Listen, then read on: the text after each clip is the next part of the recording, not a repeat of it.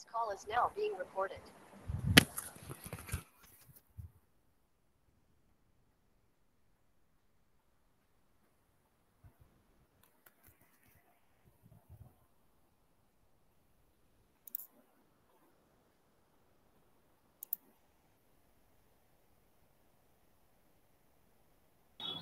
Hello, Miss.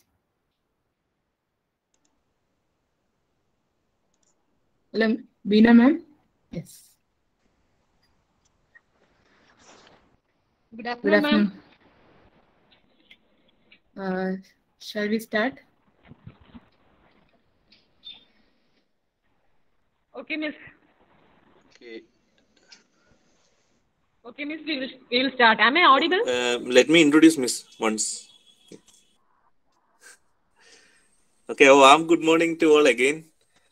Okay, this is our second session today of our FDP on Advances on Earthquake Engineering, and is sponsored by AICTE and Atal Academy. I cordially welcome our resource person, Dr. M. Beena Mol, Assistant Professor, our beloved HOD Anjali Miss, FDP Coordinator Radhika Ma'am, all my colleagues and dear participants to today's second session. Before starting the session, let me introduce our resource person, Dr. M. Beena Mol, who has bachelor's degree in civil engineering from Institute of Road and Transport Tech, Erode, and further specialized in the area of structural engineering from the same institute.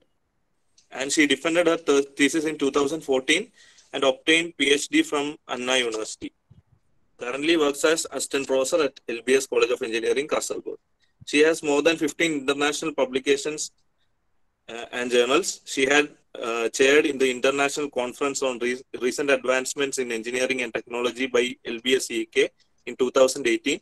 She was an advisory committee member for the National Conference on Recent Trends in Trends in Energy Efficient Structures, organized by Civil Engineering Department at St. Xavier's Catholic College of Engineering in 2017. She has more than 15 years teaching experience. Her areas of interest are structural system identification, soft computing application in civil engineering, seismic analysis using wavelet and EMD transformation, and health monitoring of structures. Okay, once again, I invite you all to this session. Thank you. Thank you, Ben. Okay, am I audible? Yes, Miss. Okay, shall we start? Right. Yes, Miss. Mr. Screen. Okay. So welcome everybody, and okay, I'll start the presentation. Could you please So, this screen, full screen, the slide? Whole screen is not coming. It's in whole screen. No. Wait. Ma'am, It's can not you changing. share the entire screen? Then it will come in full screen mode. Instead of Okay, sharing. I'll do that. Okay, I'll do that.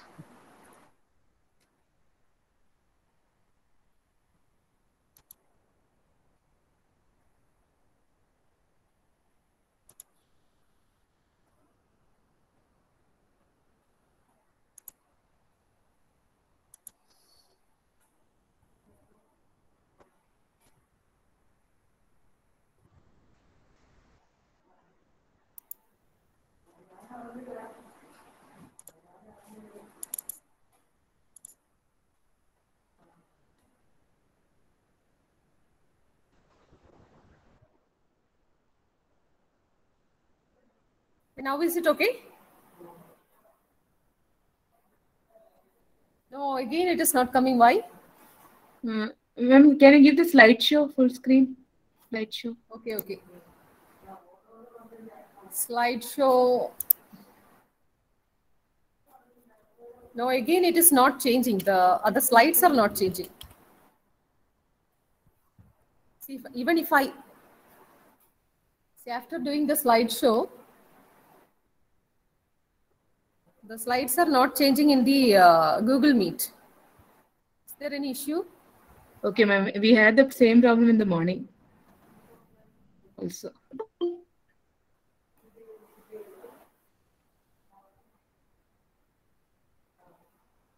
So is it okay if we continue like this?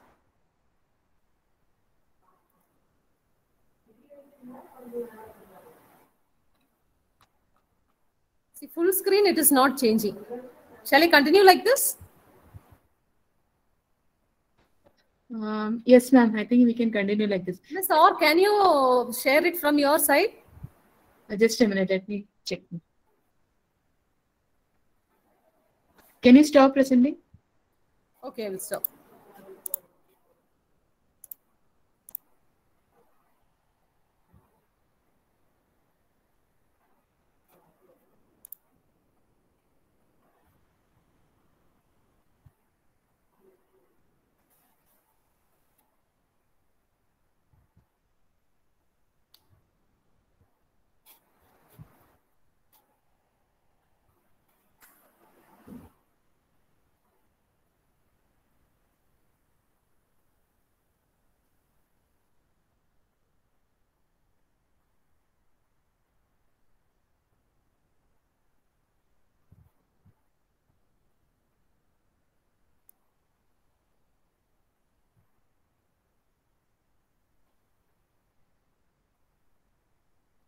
Is it okay, ma'am?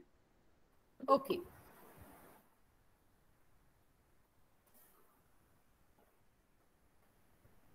Okay, we will start. So this section is about ground motion prediction equations for seismic hazard analysis. So even though the topic is ground motion prediction equations, we will discuss a few things about earthquakes and ground motion, then about the collection of earthquake data, characterization of ground motion parameters, need for noise removal. Then we will move on to ground motion prediction equations and seismic hazard analysis. So already we had a few sessions on seismology. So I'm not going deep into it. We will just have a look on earthquakes and ground motion. Okay, as we all know, movement of Earth's surface, so that can be due to earthquake, explosions, or volcanic eruptions. So all these causes, all these are responsible for seismic deformation. And once this seismic deformation takes place, it can be, the deformation can be, next. Okay, the deformation can be permanent displacement. And this permanent displacement to the ground, we call it as static deformation.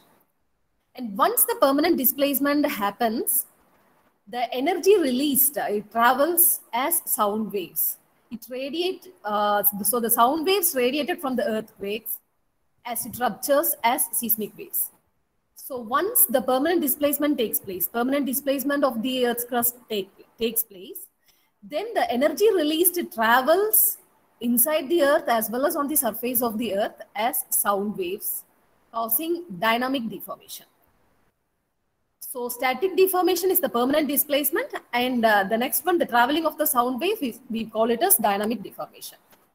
So here, this is just to explain the process of release of energy in the earthquake. So this figure may be familiar for you.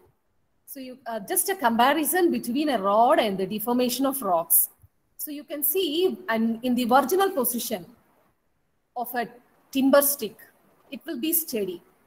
So there is no load acting on this. There is no stress. There is no load on this timber.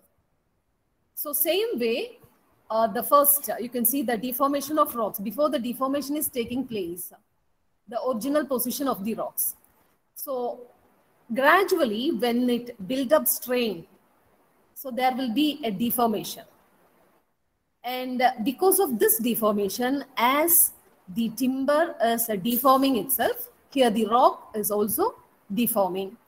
And as a result, once when it cannot withstand the stress developed, it breaks.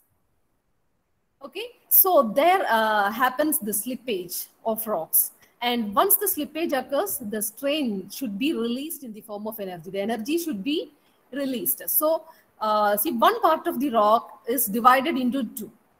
So gradually we know, see, if this is divided into two parts, then the load taken by the structure. If it is a timber stick, then the load that will be absorbed by the timber stick, that will be taken by the timber stick, will be reduced. So gradually, if an earthquake is occurring in one place, then that place will be subjected to high seismicity afterwards. That is why when earthquake occurs in new regions, we redefine the codes, we redefine the seismic areas, seismic maps, etc. Next, ma'am. So most of the plate tectonic energy driving fault ruptures is taken up by the static deformation. So 90% of the energy will result in permanent or static deformation. And up to 10% they travel immediately in the form of seismic waves. They are the sound waves, actually the sound waves. So ground motions are generated and propagated as waves, and it travels through the earth and along its surface. So they travel deep under the ground and along the ground surface. So as you are all familiar with, we have body waves as well as surface waves. And these body waves travels deep inside the earth, and it travels as primary waves and secondary waves. And for the engineering purpose, since we are close to the surface of the earth, the waves we are most looking to is secondary waves. And this secondary waves reaches us. They are the most destructive waves, and they reach us only after the primary waves reach us. And surface waves travels on the surface, and the deformation taking place due to surface waves are more larger when compared to body waves. And the surface waves, they are Rayleigh waves, Love waves, and many more. Okay, so here in this diagram, in this figure, you can see the recording of ground motion. So how the ground motion is recorded. So the initials here from the 0 to 50, you can see they are the primary waves, body waves. So first that from initial waves are the primary waves, and then comes the secondary waves, the most destructive waves. Next, ma'am. So you can see as the distance moves on, that is for larger distances, there will be a time gap between the arrival of primary waves and the secondary waves. So that time we call it as delay time. So that delay time is the time of arrival between the primary and secondary waves. And normally we calculate this delay time as the time of arrival between that is the difference in time arrival between the primary and secondary wave multiplied by 8 kilometers per second. So that will give you the distance traveled by the seismic waves. So just a comparison between the body waves and surface waves. So body waves travel through the interior of the earth. They create ray paths and refracted by the varying density and modulus of the Earth's interior. That is why, see, when you have a large water body, the effect of earthquake on the other surface of the water body will be less. Okay, these all are, we have discussed in the previous sessions by Dr. Katta and all in seismology. So we will move fast to the next sessions. Next, ma'am. Next. Okay, so here you can see it is clearly classified, distinguished between the primary waves, the secondary waves, and the surface waves. See, both the primary and secondary waves are body waves. So, the arrival of the primary waves, secondary waves, and surface waves. So comparing, see, these primary waves, they travel faster than S waves and arise first at the site. And the velocity of travel of primary waves are about 5 kilometers per second in hard rock and 1.5 kilometers per second in water. So when it travels along the water body, the effect of primary waves on the other side of the primary waves or secondary waves, the effect on the other side of the water body will be reduced to a great extent. So surface waves, the velocity of travel is less than that of the primary waves. It is 3 kilometers per second in hard rock and almost 0 kilometers per second in water. So there is no, because there is no shear stiffness, it don't travel. Then, as earthquake occurs, seismographs near the epicenter are able to detect both primary and secondary waves, but those at a greater distance no longer detect the high frequencies of the first secondary waves. And both originate, we know both originates from the same focus, they begin at the same time, and both can be felt on the Earth's surface.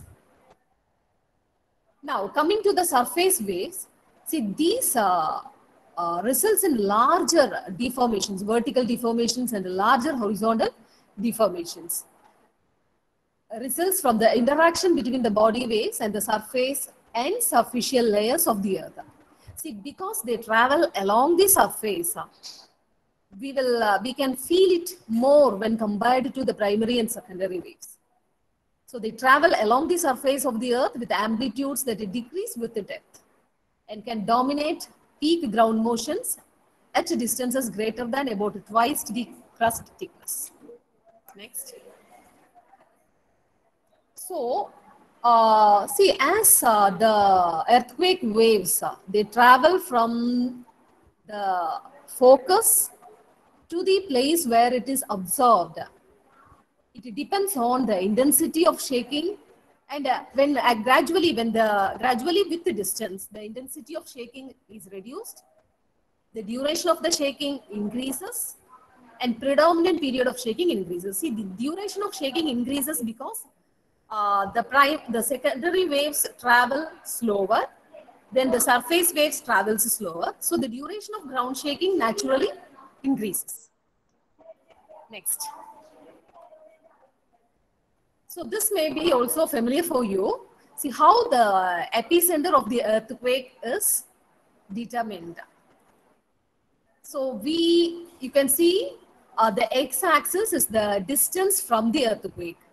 So at different distances, at various distances, we absorb the time series data of the earthquake. We absorb the acceleration of the earthquake.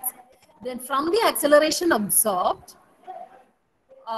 we can find the arrival of primary waves and secondary waves. Then you join the primary waves and secondary waves at all these sites from all the distances. It meets at a common point. That is the focus.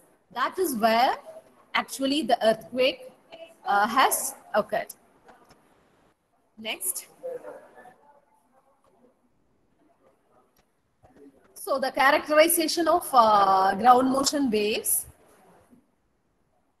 So the primary waves are normally the compression waves, waves of compression and expansion. Then you can see from the diagram how the waves are propagating. The primary waves, secondary waves, and the Rayleigh waves. Next. So how the acceleration is absorbed, that is from the place of occurrence of earthquake to the place where we record the earthquake. Next.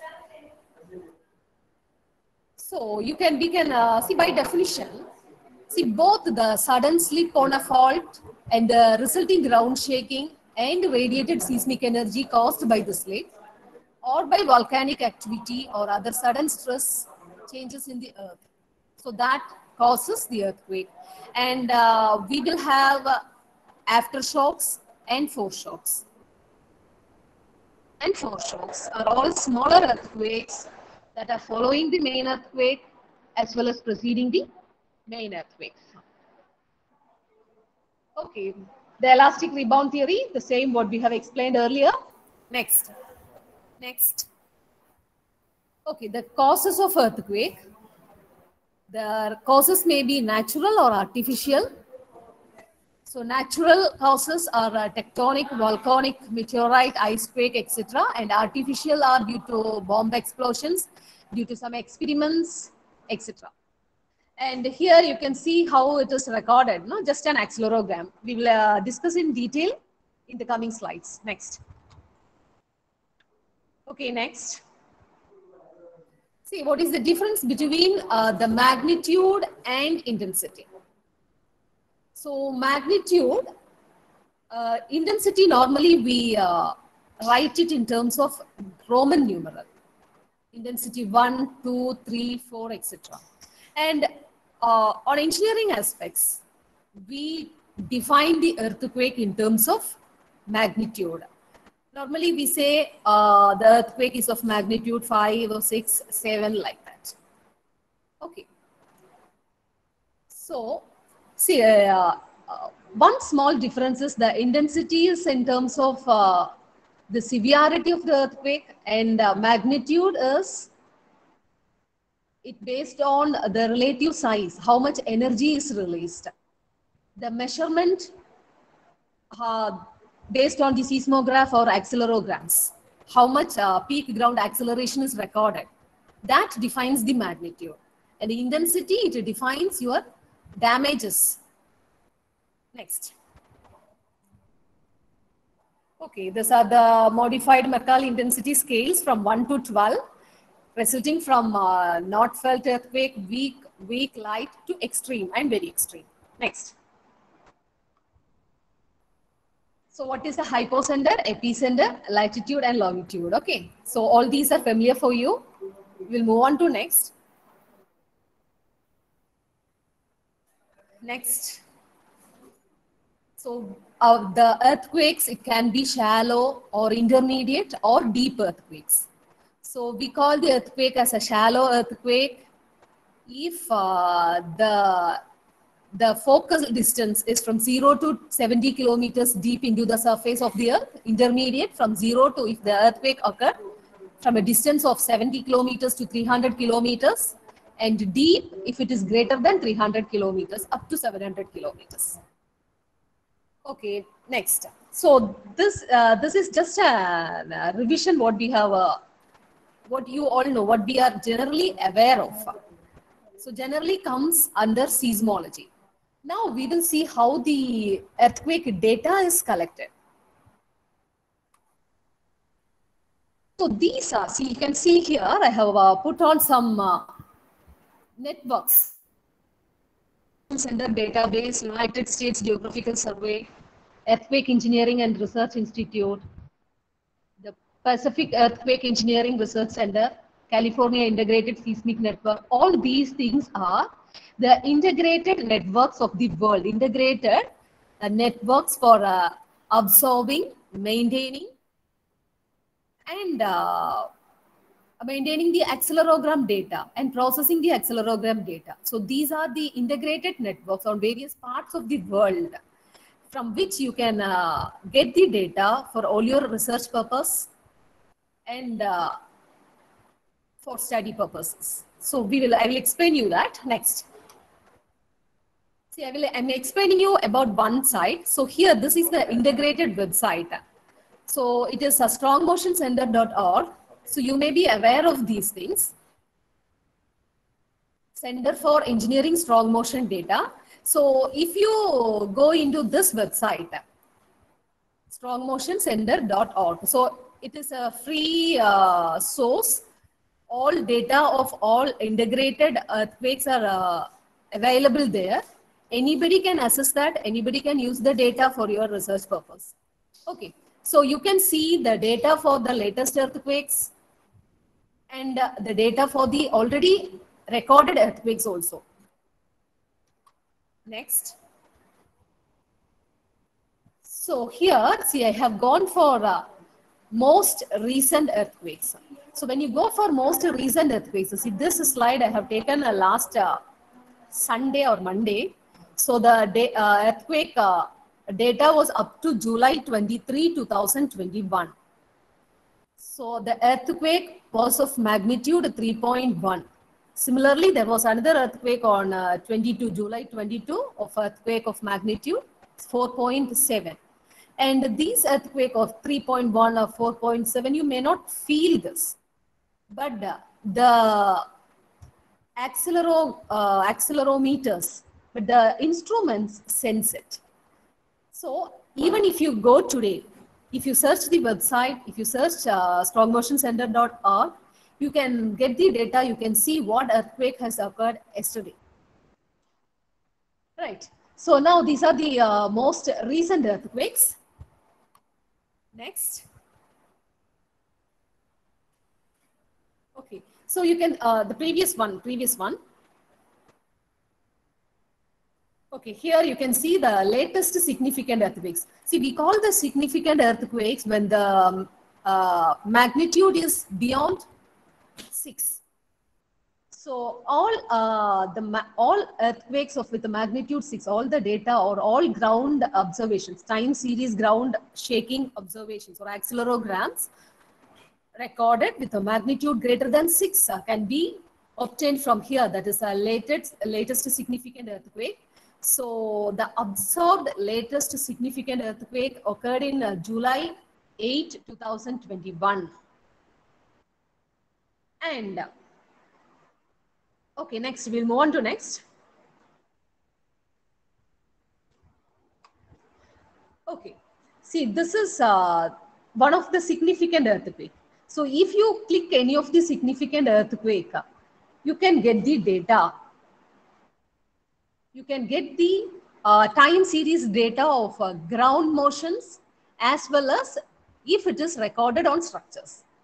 See, not only these earthquakes, it is said that at least 200 or 300 earthquakes are occurring daily, which are unabsorbed, which are not recorded, which are not felt, some minor shocks, major aftershocks, and pre-shocks.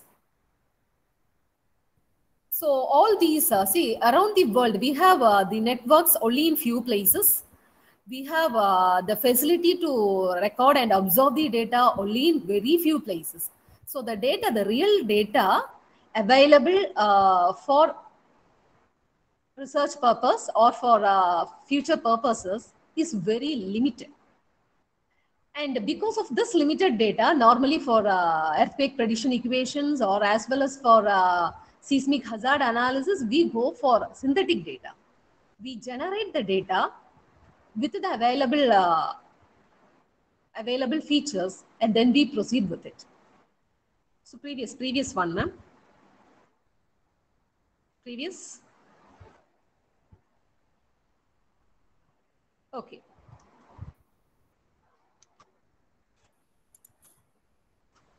So here you can see I have shown you, these are the different stations, that is time series data observed from different stations with different codes and etc.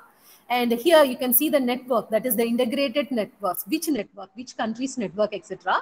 And you can see, you can get the distance, epicenter and fault, which are very much needed or which are very much essential for developing the ground motion prediction equations. And you can see here in the horizontal accelerations, and normally the acceleration of interest, the accelerometers normally records 3 different types of data. That is, we have 2 horizontal components and 1 vertical component. So we are most interested on horizontal components. So here you can see the horizontal components of a peak ground accelerations as well as peak accelerations from the structures. So ground and structures. So the peak accelerations are observed from the ground as well as from the structures. And you can view it and you can download the data for your research purposes. Next. Here, see, I have taken this a screenshot for showing you the structural data. See, only very few data, only very few time series observations from structures are available. So one such you can see here. See, if you scroll, if you go to the end, if you scroll down, you can see many more. Just I have taken an example. Here, this is a 1-story high school gym structure. Just 1-story structure, and the details of structures you can see next.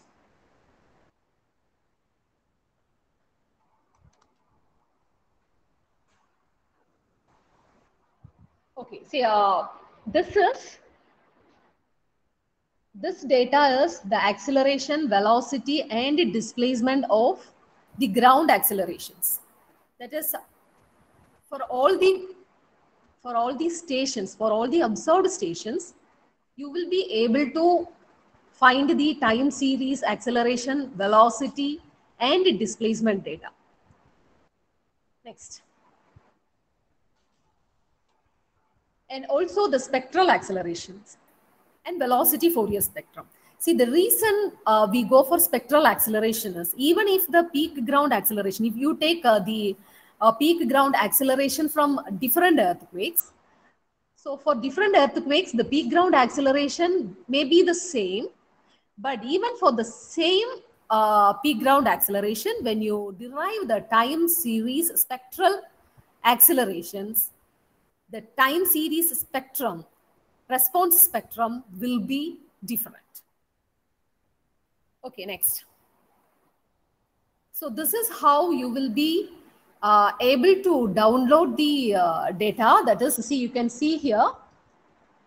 Okay, I'm not able to point it out. Just see, you can see the number of points. See, this is taken from one of the earthquake, one of the ground shaking, which I have shown you in the previous slides. So you can see here, this is recorded at 200 samples per second. Okay, next.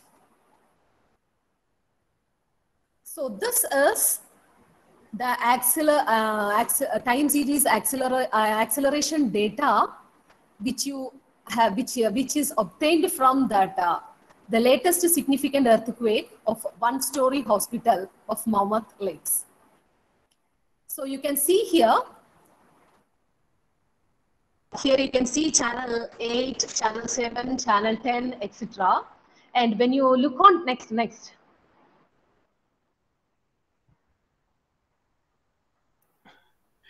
Ma'am, excuse me, ma'am. Bina, ma'am. Sir? Excuse me, ma'am. Just you yourself can share, ma'am, so that we can actually use the zoom option to view, even if it is not full screen. It will be helpful for you to actually use pointer, it seems. Is it okay? If you share, I mean, Bina ma'am, if you share, it will be helpful for you to show use the pointer. Even if it is not full screen, we can use our zoom option. Okay, then yes, ma'am, we can do that. Yes, I'll stop this. Okay.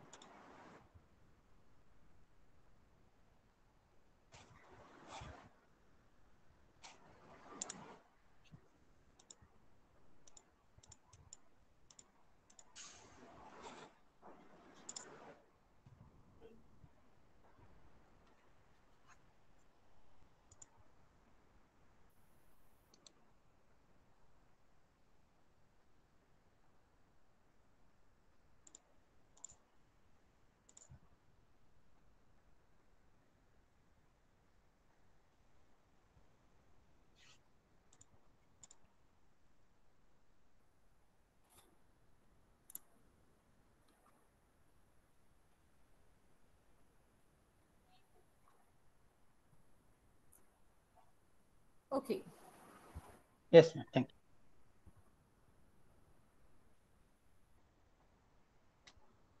Okay, now you can see here. See, you can see the acceleration. See, this G means it is gal, nothing but centimeter per second square.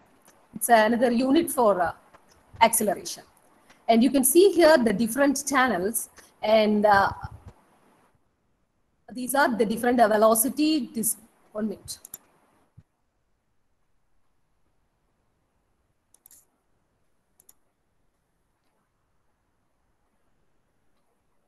Okay, see, this is the hospital, one-story hospital from which the acceleration is absorbed. And here you can see the layout, ground floor, foundation plan, roof plan, and the hospital, and where the sensors are located. It is located at the roof, the base, etc. And the advantage of this is, see, you get all the data. You get the plan, where the sensor is located, the type of building, and which earthquake it was subjected to, for that particular building, what is the displacement, how much acceleration it has, that is the response acceleration, how much, what is the accelerations you have absorbed from the roof level, from the ground level, from different levels where the sensors are placed. And also, see, you can get the different altitudes, different locations also, locations, the type of soil, the type of, that is the site geology. So these all information will help you in developing the ground motion prediction equations. So actually, what is ground motion prediction equations? We don't predict the earthquake. Earthquakes, see, so far there is no successive methods for success methods for predicting the earthquakes. We can predict the earthquakes with the help of aftershocks and with the help of foreshocks. So if we have proper sensing systems, before the occurrence of any major earthquakes, there will be many minor earthquakes, minor foreshocks, and minor aftershocks. So if we are able to sense this minor foreshocks earlier, so with the help of that foreshocks, we can able to predict the earthquake to a little.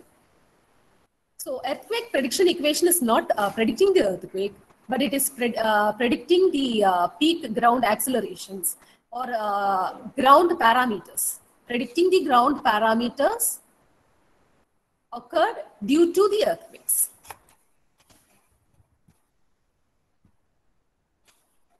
Okay, just I wanted to show you, see what details or what information you will be able to get for developing future models or future analysis and future prediction equations. Because see, the earthquake prediction equations, we predict for different structures. It is different. There are hundreds of equations available in the literature. If you look onto the literature, you will be aware, you will be able to see hundreds of equations. So each is different based on the site geology, based on the based upon the type of travel, based upon the intensity, based upon the location, etc. So see, why I am telling you all these things is, this is a very open area of research which many of you can work on it, because very few works are available in this area.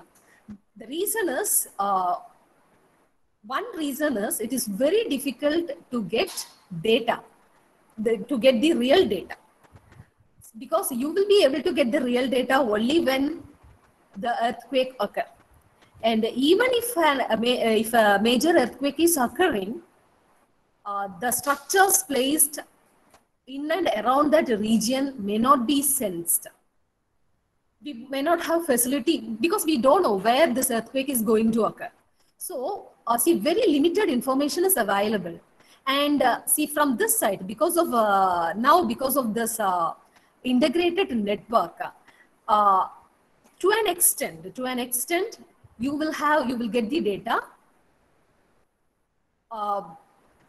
from the structures, which the structures is already subjected to some earthquakes. Not only for the structures, you will get the data for bridges, you will get for the data for multi-story buildings, for single-story buildings, for steel structures, etc. So our duty is to collaborate, to collect all this information, and we can develop our own prediction equations for a particular area. So there are a lot of openings. So some of you, we are all faculty members. Most of us are faculty, and most of us are looking on for research areas. So you can develop more models. You can develop more regression models. You can apply soft computing applications, soft computing techniques like neural networks, fuzzy logic, and you can develop many models, many earthquake prediction equations for particular models. And for India, the data available is very little or almost nil. So that is why I have taken it from the foreign sources. And many research is going on structures, etc. But from a real earthquake data, the data available for Indian conditions is very less.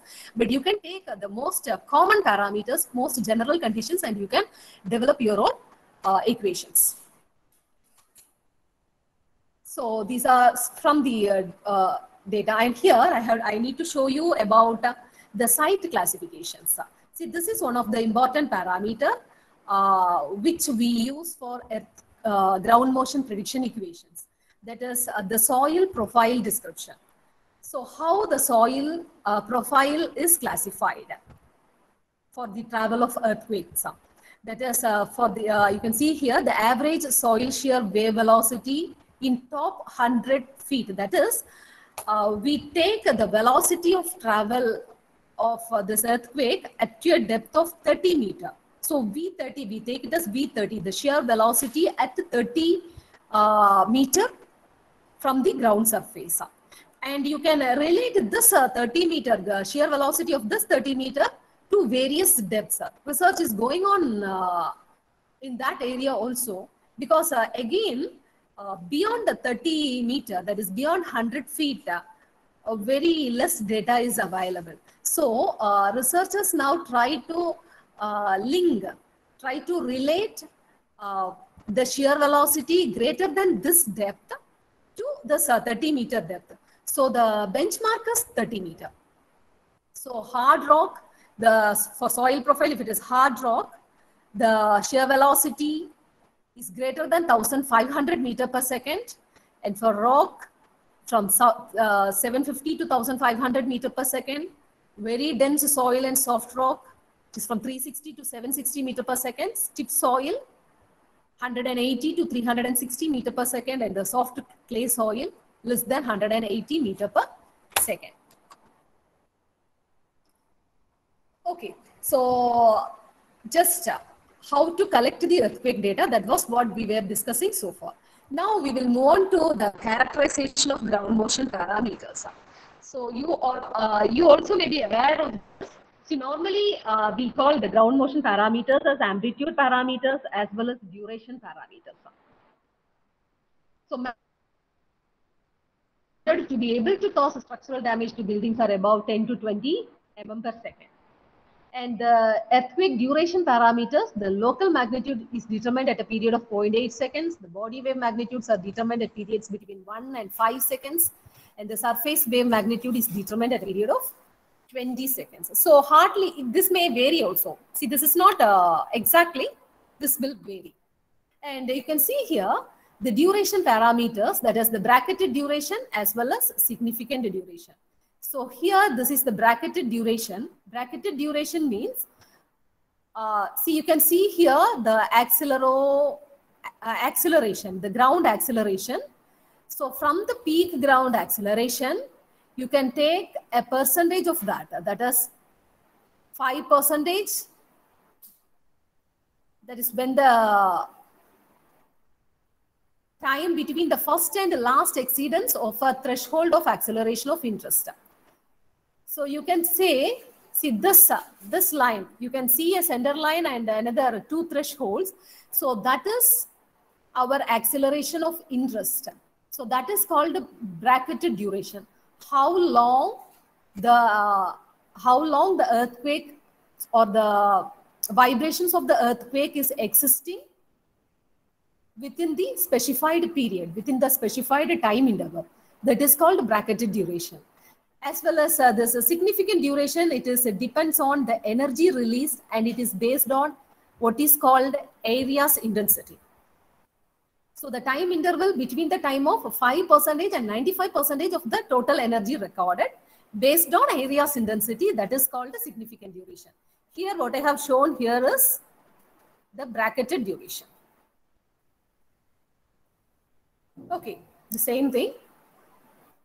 So now, as I have told you, the parameters can be amplitude and duration and frequency content. So the amplitude parameters, they may be peak ground acceleration, peak ground velocity, and peak ground displacements. And once you obtain this peak ground acceleration, velocity, and displacement, you will be able to obtain the peak structural acceleration, velocity, and displacement. By using our single degree of freedom models, you can apply the time history of ground accelerations and we can obtain the peak structural accelerations, velocity and displacement, not only for single degree of freedom systems, for higher degrees of freedom systems also. And for that, we have for a real-time history model for analyzing it. A time history method was proposed by Dr. Treshkova, and you can search it. So to my knowledge, only one method is available for time history analysis, time history structural analysis, and that method is proposed by Treshkova. Okay. So here, just I am showing you the time domain acceleration characteristics. They are the amplitude and the duration characteristics. The amplitude characteristics are peak ground acceleration, peak ground velocity, and peak ground displacement. And the duration characteristics are bracketed duration and significant durations. See, these are what I am telling you is a few parameters. And because this is a random time history, random time series data, you can have a lot of,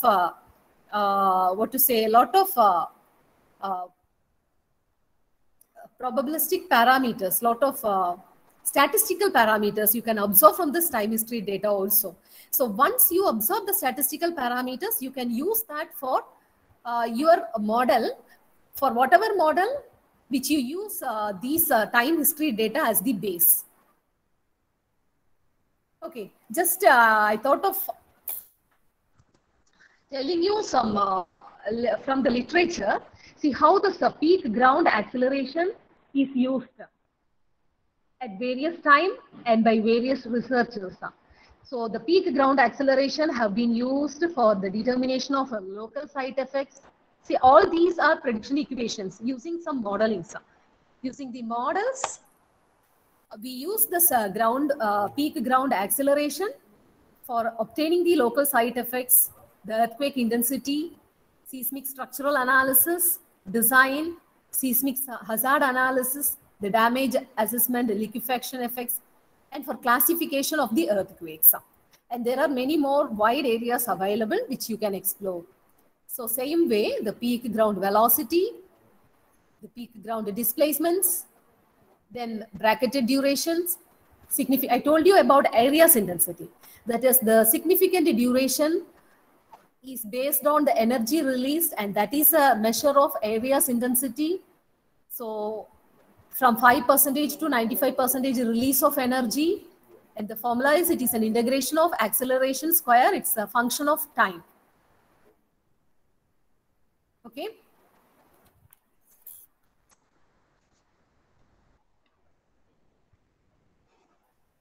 So now I will move on to the next topic called noise removal or processing the accelerogram. So far we have discussed about the basic seismology, the basic ground motion parameters, and how the real-time data, if you don't have a synthetic data, how to observe, how to obtain the real-time earthquake data. And see, all these real-time data need to be processed. And this is another wide scope area which you can concentrate. You can do a lot of research for processing the accelerograms. The reason is, see, whatever data we absorb from the reality, all contains noise, all contains errors. Same way, see, the accelerogram data also, we absorb it from the environment. We can say it as environment. So that may be sometimes closer to seashores. There will be some traffic effects. Also, there will be the environment itself, its own cosmic effects. So all these things are responsible for the errors while absorbing the real-time data. So, see, so far, how we process by using Fourier filtering, Fourier transforms. We have heard about transformations. So that is what we are going to discuss in the next few slides. That is transformations, about wavelet transforms. So we all know the purpose of transformation.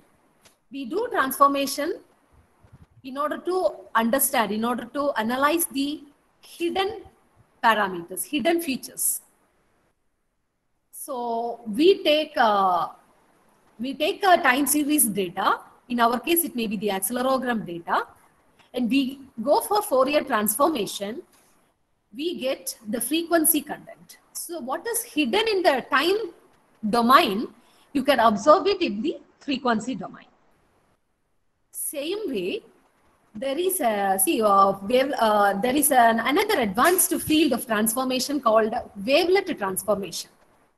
Wavelet transformation, it is in wavelet transformation which I did my research for processing the accelerogram, and I was able to publish some 4 ISI journals from this processing the accelerogram alone.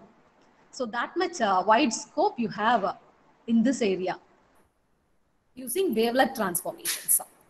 See, what is the advantage of wavelet transformations over this Fourier transform? Okay, I will go one by one. Okay. See, what is the advantage of this wavelet transformation over Fourier transformation is that in Fourier transformation, when you do Fourier transformation, you get frequency domain. And when you take the inverse, the time content is lost. In some engineering applications, that may not be of interest.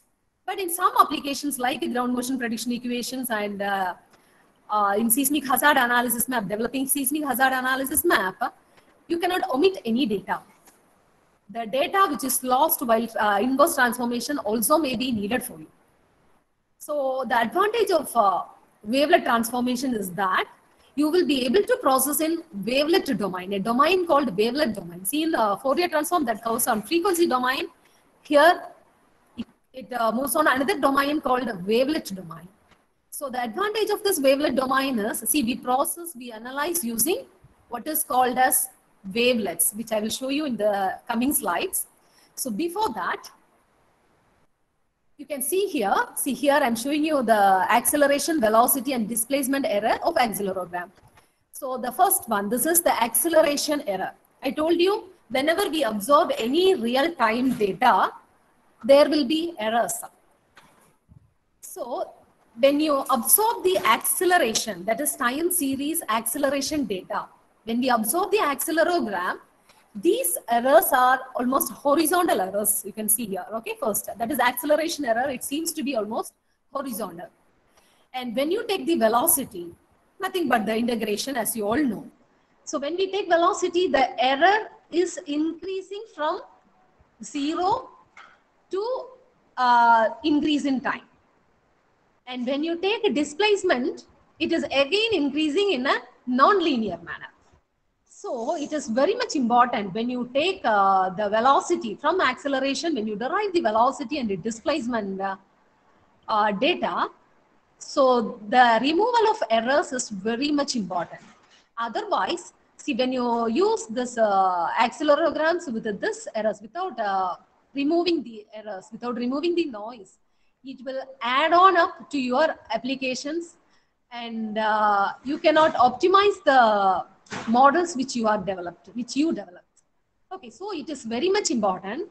It is one important area of research, denoising the accelerograms. And so far, there is no 100% denoising algorithms available. We can reduce the error to an extent. Okay, so I want to just tell you, because this is I did my research in wavelet, using wavelet transforms. So what is the denoising procedure of accelerograms using wavelet transforms? So you see, xm of t is equal to fm of t plus wm of t means this is just I'm modeling the accelerogram, the random accelerogram. So xm of t is my accelerogram data. Fm is the data which I actually needed, and Wm is the noise. So whatever you absorb is the addition of your required data plus the noise. Okay, so once you have the noisy recorded accelerogram, you can use any of the transformation tools like Fourier transforms, wavelet transforms, and there is another transforms called not a transformation, another technique for denoising called empirical mode decomposition. We call it as EMD, empirical mode decomposition. So all these helps for filtering the noise. And once you process it, you get the denoised accelerogram. So this is one data which I have used for my research, that is accelerogram recorded from Eastern Turkey earthquake. Okay, as you all know, the accelerogram, it is 3-component accelegrams. So the north-south component, east-west component, and the vertical component, you call it as up-down. And sometimes it varies depending upon the position of the components. So just I wanted to show you the pounding damage. The reason is, see, why we are aware of, why we are interested on obtaining the displacement of structures during an earthquake is, one reason is in order to avoid such pounding damage. See, we have now, there are many high-rise buildings are coming on, and because of this pounding, that is one building coming close to another building. So the pounding effect is one of the reason which we can observe in many damages during the earthquakes. So you can avoid these things if you can predict the displacement of the structures during an earthquake to an extent. Okay, so I will move on. Okay, what I have explained you, so there are Fourier processing and wavelet processing. See here, just I wanted to tell you the time history response and response time history analysis. It can be used for determining the base shear forces, the performance-based design, seismic analysis and design, and seismic structural damage. So you can, I will give you the presentations, and if you need more data on this, you can refer the papers which I have shown here. So I will move on. Again, same thing for a response spectral analysis. Okay, I will come here. See, this is nothing but the wavelet transformation. See, first equation is the wavelet transformation, equation of wavelet transformation, and the second one is the inverse wavelet transformation. So, when you take a wavelet transformation, see, this wavelet transformation divides your data into two. That is into approximations and details. That is represented by 1 plus, right? You have two components, one details and one approximations. So CA represents the detail approximation coefficients and CD represents the detailed coefficients. So together, wavelet coefficients. And when you take the inverse of these wavelet coefficients, then you get the original time series data after filtering the noise. There are few steps involved in between this that I will explain you one by one. Okay. See, this is the process in wavelet processing. That is, you get the noisy accelerogram. We do forward discrete wavelet transforms because our time series data is discrete. So we go for discrete wavelet transformation. And after doing the discrete wavelet transformation, we get the coefficients as approximations and details. And we have step-by-step processes. So the process goes on depending upon your data, number of data available. And it is you can limit it with 2 or 3 steps so that you can get the optimized results. And you can see here, so what you have to do is the threshold and thresholding rules.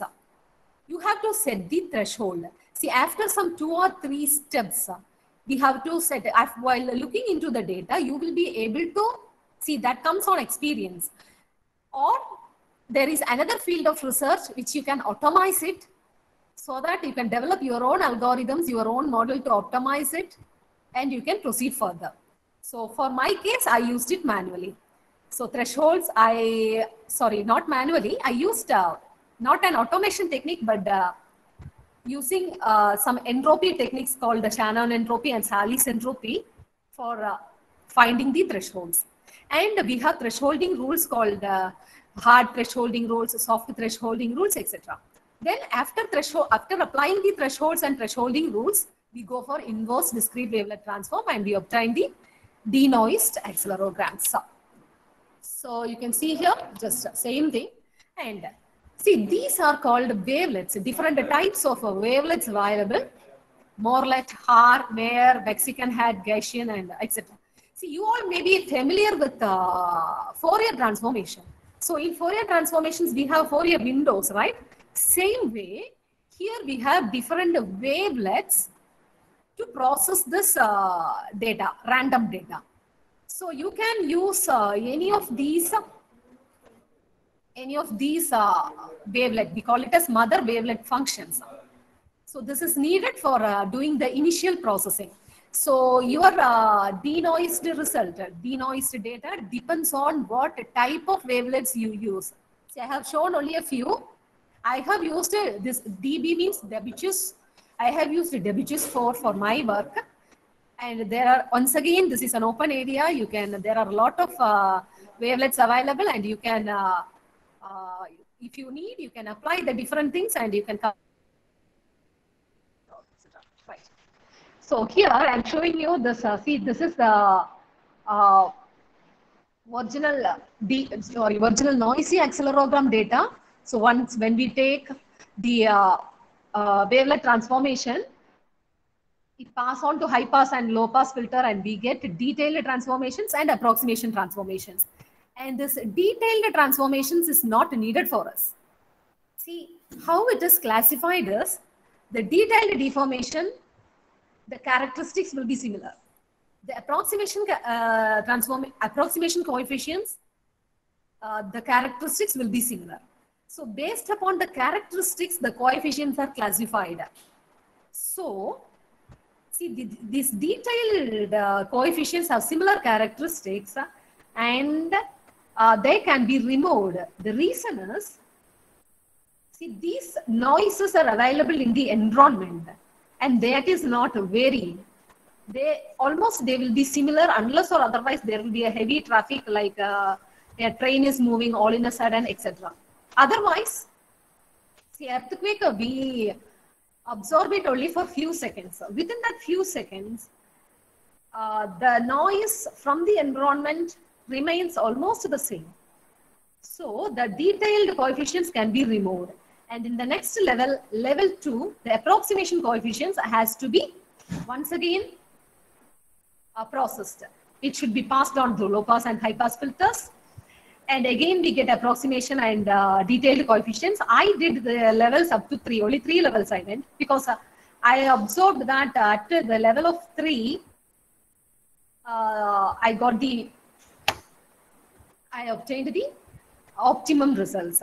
And beyond 3, the data got somewhat deformed data. And see, this I did manually after doing several experiments.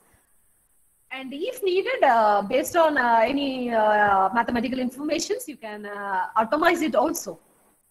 I didn't do that. I don't know whether anybody has done it. After that, I don't know. Okay. So, see, process of implementing, I told you about thresholds and thresholding rules. So, we have global thresholds and local thresholds. Okay, I think that this will be okay. Okay, these are some of the formula available for thresholds. That is universal thresholds, which means sigma is equal to median of absolute value of a wavelet coefficients by 0.745. So these are readily available, which I have used from the different literatures. There are many more thresholds available. So we have universal thresholds, then Shewar threshold. So I have put here only universal thresholds, Shewar thresholds, etc. There are many thresholds available. And see, these are the common thresholding rules. Hard thresholding rules, soft thresholding rules, semi-soft thresholding rules, and Garrot thresholding rules. Okay, so these depends on the threshold. Lambda is the threshold. C is the wavelet coefficients. So See, while applying the thresholding rule, depends upon the threshold, whether it is greater than threshold. I will explain to you the hard thresholding rule. If it is greater than the threshold, you will consider the coefficient. Otherwise, you will give the coefficient as 0. If it is less than the threshold, we will give it as 0. So this is how the hard, soft, and semi-soft and Garrod thresholding rules work. Threshold is different from thresholding rules. Thresholding rules work. Okay, this is just to show you the data which I have used for my research purpose. And this is one station from IBR 003. This is from that Japan 9, intensity of 9, Japan March 11, 2011 earthquake of high intensity. And that is the highest intensity earthquake which the world has recorded. Recorded means the acceleration is absorbed so far. So here you can see this is the real data, not the processed data. So this real data is processed using wavelet transformation into approximation wavelet coefficients and detailed coefficients. So the detailed wavelet coefficients will be omitted, and in the next step, this approximation wavelet coefficients will be processed, and the steps go on like that. Okay, just I want to tell you some important things. I'll show you that. So see, there will be some variations and differences if you take the raw and wavelet processed accelerograms for different ground motion parameters. So I have taken this ground motion velocity, acceleration, duration, bracketed displacement, bracketed duration, as well as the significant durations. There were some differences, sometimes greater and sometimes lesser. So that is beyond our scope. Okay, I'll show you this. See, this is the importance why we go for processing. So the first, this is the raw accelerogram, and the bottom one is the processed accelerogram. So here you can see this is a highly noisy accelerogram, which was hard to process. So you can see here, when you are processing from the raw data, from the raw accelerogram, when you are taking the velocity, it is somewhat shapeless, and the displacement is also. The reason is because of the presence of noise. Okay, once you process the velocity and the displacement, almost it comes to be closer to the neutral line or midline, to the zero component. And here you can see here, this another comparison of the same accelerogram data. I have taken from 0 to 20 seconds, both. The first one is the raw and the second one is the processed. See, why I taken from 0 to 20 seconds is, this is the first part of the observation of the accelerogram. So all these are noise. All these are noise. And after processing, all the noise has been removed. Just I wanted to show you that. So again, in velocity also, from 0 to 20 seconds, so I have taken only one sample. So from 0 to 20 seconds, you can see the velocity, the error of velocity is increasing. And in here, in the processed, it has been almost removed nil. If you zoom more, you may see very little, but almost nil. Again, for the case of displacement also. So that is the need for processing. So this is the areas intensity, calculation of areas intensity, cumulative percentage of areas intensity to obtain the significant duration of the earthquakes. Okay, see, now you can see here, in the previous slides, I showed you from 0 to 20 seconds, from this part, 0 to 20 seconds. And now you can see here, see greater after, this is from 0 to 20 seconds. And after this, you can see the arrival of P waves. Arrival of P waves, right? So all these are the errors. So these errors has to be removed. Once you remove the errors, you can obtain the, from this denoised accelerometers, you can get more more accurate values for your ground motion prediction equations, more absolute ground motion parameter values. That's it. Okay. So different components, how we have observed the arrival, exactly the arrival of P waves, etc. Okay, now, okay, just the different fields where you can concentrate using this data. Once you have collected the data, there are various research fields where you can concentrate. Okay, if you go into it, there are many subfields also. If you're interested, you can search and you can do some research on it. Okay, now, earthquake early warning system. Okay, now see, at present there is no effective early warning system. So what the early warning system does, as I have told you earlier, if there is a proper monitoring system or proper acquisition system, like wavelet transforms, or you can implement wavelet transforms or empirical model decomposition. Once you exactly pick the P waves, you will get hardly some few seconds to few minutes for the arrival of secondary waves. So the major accidents, you can avoid major accidents in some national importance buildings like nuclear power plants by shutting the power plants, etc. Which was one of the major causes for the last Japan earthquake. Many tragedy happened there because of the leakage of the nuclear power stations, and accidents happened in the nuclear power stations. So you can shut the nuclear power plants if you have an effective early warning system. And the denoising process will help you in developing early warning systems. See, there is a wide area and a wide scope of research in early warning systems also. Early warning system, how well your system predict the arrival of P waves and it alarm the coming of the secondary waves. So no foolproof algorithms is available so far.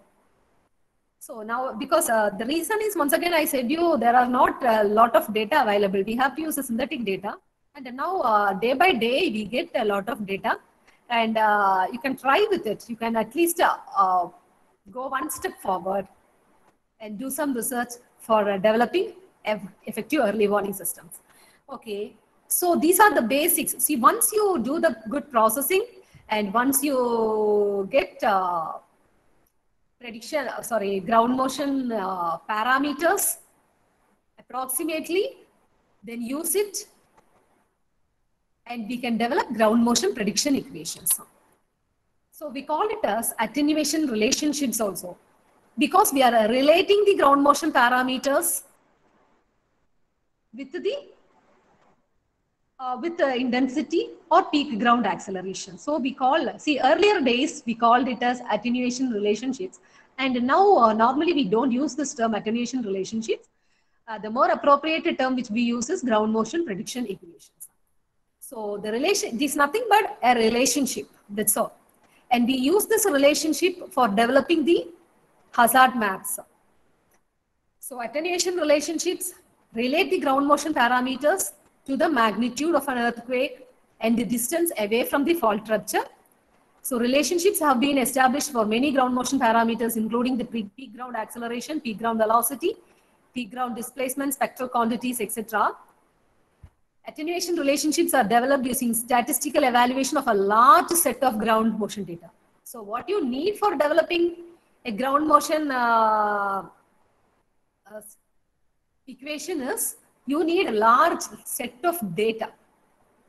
So see, now ground motion, this prediction equations are proposed for a particular region or for particular specified purpose, etc. And you can also concentrate on generating or developing a ground motion prediction equation globally. Okay, So by using nowadays we have a lot of soft computing tools available. So with the help of you can use neural networks, etc., so that you can develop a good or a better, better than what is present.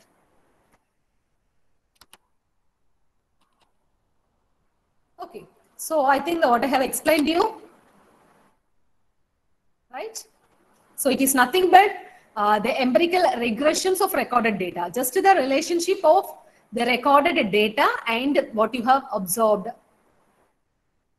etc. Maybe the statistical parameters also. Then, see, for developing a ground motion prediction equations, you require the knowledge of data acquisition and processing. Then source physics, how, from where, see about the focus, about the epicenter, hypocenter, etc. The velocity, travel of the earthquake waves, then simulations of ground motions, and model building and regression analysis. And nowadays we have more advanced tools, nonlinear regression analysis, neural network analysis, and you can include fuzzy analysis, fuzzy logic, etc. So how, what is the step-by-step process in deriving the ground motion prediction equations? You can collect the data, choose the functions. You can choose important functions. So what you are going to predict, you relate it with respect to the other available functions. Or see, that may be the available functions, you can develop your own functions. You can collect or you can develop statistical tools. You can use statistical tools. You can take the statistical variables and you can develop. So do regression fit, study the residuals, then revise the functions if necessary, like a quantum Morley simulations, right? Then model it. Model a ground motion prediction equation, that's all. So you need what is to be predicted and what are the predictor variables. So normally we take the frequency of interest, or it is about 3 seconds, because normally we take up to 30-story buildings. So up to 3 seconds. So we know the maximum response of a suit single degree of freedom damped oscillators with a range of resonant periods for a given input motion. And this response spectra buildings can often be represented as a single degree of freedom oscillators. So a response spectrum provides the motion of an arbitrary structure to a given input motion. So you can see here. So when you take, normally when you take a 2-story building, we go for a period of 0.2 seconds. When you go for a 10-story building, we go for 1 second. Okay, so response spectra. So in our sessions, also the previous sessions by various experts, they have discussed about these things. So acceleration response spectrum with respect to the vibration periods, seconds. The response spectrum. And see, as I have mentioned you earlier, the peak ground acceleration is generally a poor measure of ground motion intensity. The reason is poor measure of ground motion intensity for further development of prediction equations, etc. The reason is, see, you may get the time history acceleration data with the same peak ground acceleration, but the response spectra for the same peak ground acceleration remains different. Okay, you can see, you can absorb this from this response spectra for the same peak ground accelerations. Okay, so what can be used as basic predictor variables? So you can take, see, commonly used, generally used variables are distance. So distance, there can be different distances like hypocenter, epicenter, etc. Okay, you can use a measure of local site geology based upon the shear wave velocity, what is V30 about the rocks or clay or soft soil, etc. Okay. So why VS30? As we have discussed earlier, this is the most important parameter which we use for earthquake prediction equations. Mostly the data from 30-meter holes. So beyond that, it is difficult, the data available is less. And as I told you earlier, the researchers are going on to relate the greater depths velocity with the velocity at a depth of 30 meters. Okay, so based upon, see, I have got it from the net, based upon such research, see, for different locations, for greater than 30-meter depth, you can see here, for greater depth, that is when Z is equal to 100 meter, how closely it is arranged, or you can have a close relationship with the VS30.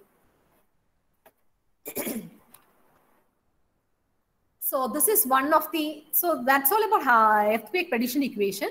So this is one of the earthquake prediction equation proposed by I think by Dr. Anbadagan of IISc Bangalore. So I obtained this from IISc Bangalore website. So they have predicted an earthquake prediction equation for intensity for the magnitude less than or equal to 6 and greater than 6. So this is how, this is a regression equation. So they have used the logarithm of ground motion to predict the ground motion in terms of logarithms, and the predictor variables were magnitude, hypocentral distance, standard normal variable, and standard deviations. See, one available for Indian conditions and in India.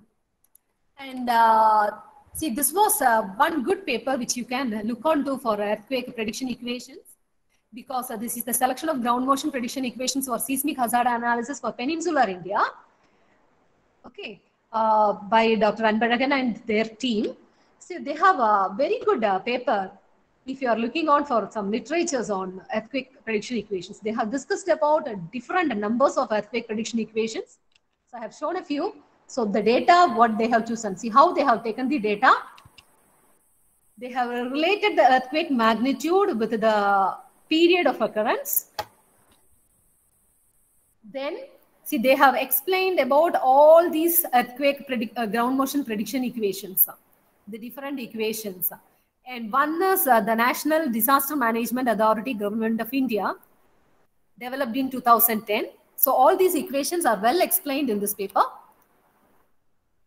So finally, what they did was, they related the peak ground acceleration to the European microseismal scale.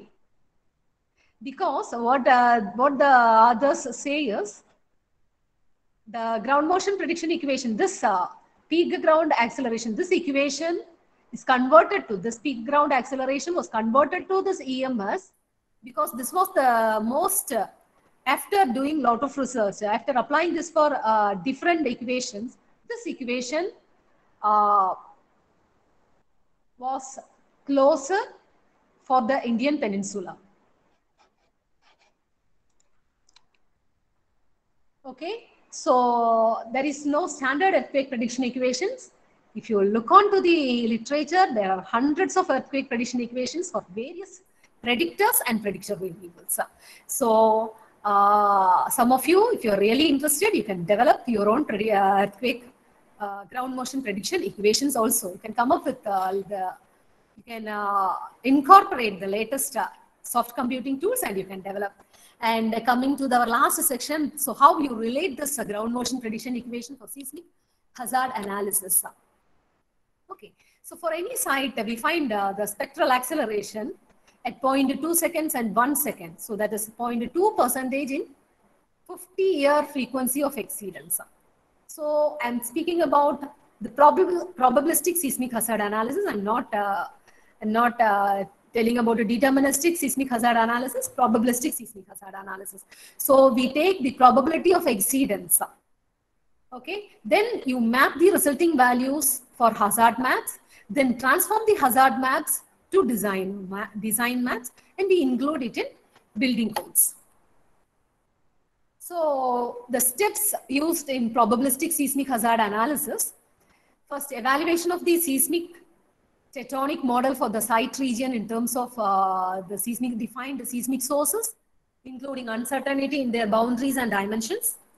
For each seismic source, evaluation of the maximum potential magnitude, the rate of earthquake occurrence, and the type of magnitude frequency relationship, together with the uncertainty associated with each evaluation, the selection of the attenuation relationship. So select a ground motion prediction equation for the site region and assessment of the uncertainty in both the mean and the variability of the ground motion, then performance of the hazard calculations and taking into account the site response. Okay, now we have discussed earlier the period of interest is 0.2 and 1 second. And you can see here the response spectrum at all periods are developed for 0.2 and 1 second values. So your response spectrum acceleration is plotted against the value. And here you can see it clear. The first step in making the hazard maps, construct a hazard curve at each site. Okay, so you can see here. So from different distances, the high seismicity zone is selected, and from the different distances, the ground motion accelerograms are collected. So here for the magnitude of intensity, say for an earthquake, an example for a magnitude of intensity 7.6, the data has been collected from different distances. So x-axis represents the distance and y is the peak ground acceleration. And the peak ground accelerations are marked and the curve of best fit is drawn. And for that, the hazard curve is drawn based on the annual probability. See, for this location, for this locations, the annual probability of exceeding the peak ground acceleration of 0.25 and 0.5 grams. The hazard curve is drawn. So after that, the construction of hazard curve. So same way you can construct the hazard curve for different sources. So this is source B, one station, source B is another place under source. So you can source A, which is, you can see here, the magnitude is 5.5 and probability of exceedance is 10 here. So it is 1 by 10 probability of exceedance is 0.10. For source B, so this magnitude occurred once in 200 years. So the probability of occurrence of exceedance is 0.005. So now considering the uncertainty in motions. So probability of, you take the distance and the peak spectral accelerations and see the probability of exceedance of the peak spectral acceleration, and you can draw the curves for different exceedance limits. And now you can combine the source and ground motion uncertainties.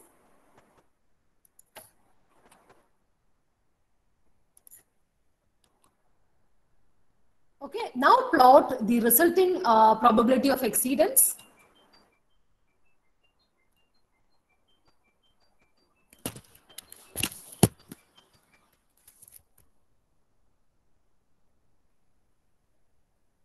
Okay.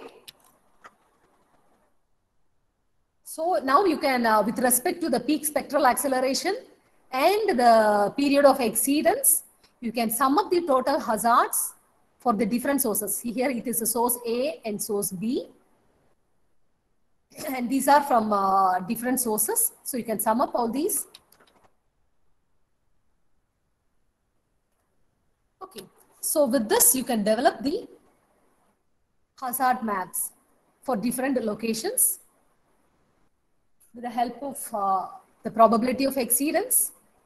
So the red color is highly hazardous and the white color is least hazardous.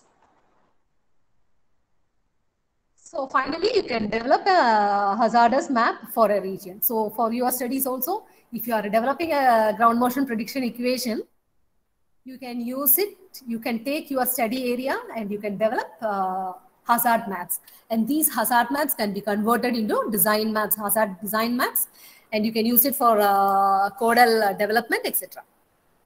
So that's all. Thank you. And if you have questions and if I am able to clear, I will be clearing you. Thank you.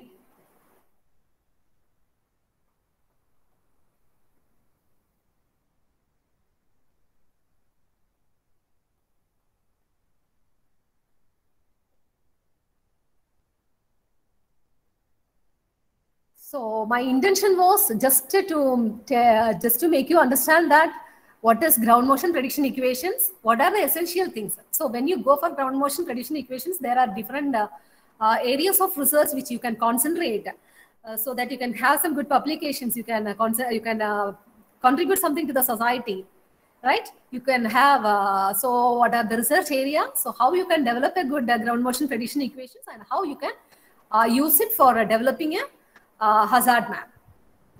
That's all. Ma'am, there is a question posted in the chat box. Okay, ma'am. With the help of geophysical methods, can we go beyond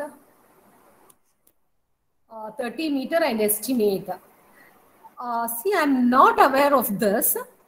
The geophysical methods, I'm not aware of geophysical methods, but if it is possible, if we are able to get, then it is fine. So to my knowledge, the research is going on. So they have collected, the research is going on and they have collected the data and they are trying to relate the data. So if some geophysical methods are available, well, that is possible.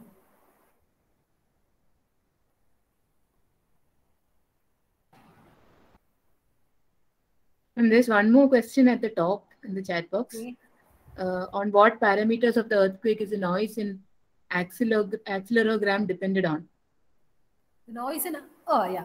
See, any real-time data, even if you take, even if we take the X-ray in the medical field, we are taking the ECG, we are taking EEG, X-rays in a closed room. Yet, if you look onto the literature, there are thousands of papers available denoising or processing the EEG or ECG or etc. But see, our accelerogram sensors, they are placed not in a closed space, right? They are placed in an open surface, or it is exposed to a lot of errors, lot of noises from the surroundings. And our nature itself, our surrounding, our environment itself produces some cosmic rays, etc. So all these are responsible. The transportations, the environment, the wind, and everything is responsible for this noise.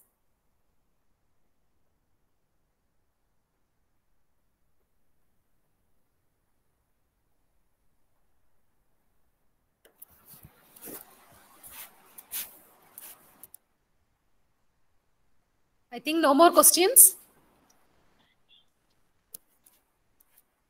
Yes, ma'am. I think no more questions. Okay, shall we wind up? Yes. Okay, there is one more question, ma'am. Can you please check? Okay, I will look into it. Ma'am, in literature, 100 of attenuation equations are available. If suppose I have to do seismic hazard analysis for my region, then how to choose the attenuation equation? Okay, you can see while you are looking into these attenuation equations, you will be able to absorb the predictors and predictor variables. What is predicted and what variables they have chosen for the as predictors.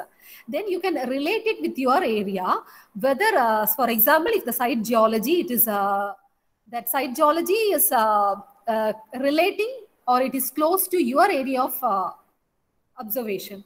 So if so, you can use that data. You will, if you move on to the literature, you will find more than 20 or 25 relations which goes close to you. So what you can do is you can try with all these, you can do a comparison and you can come up with the optimum model.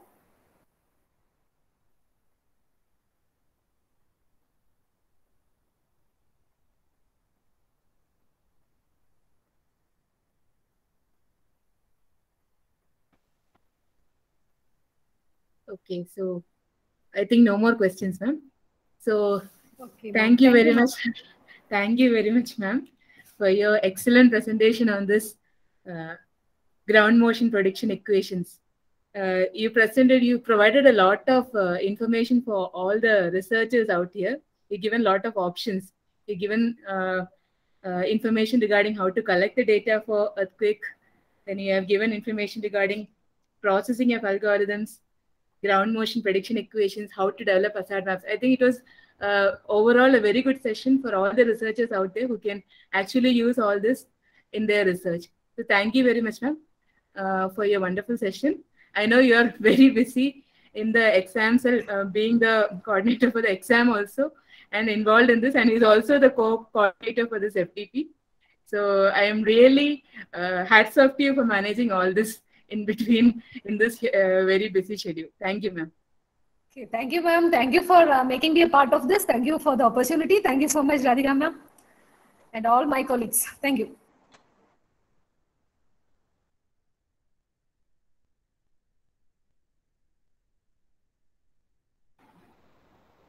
Thank you, dear participants. We can meet for the next session at 2:15 in another link.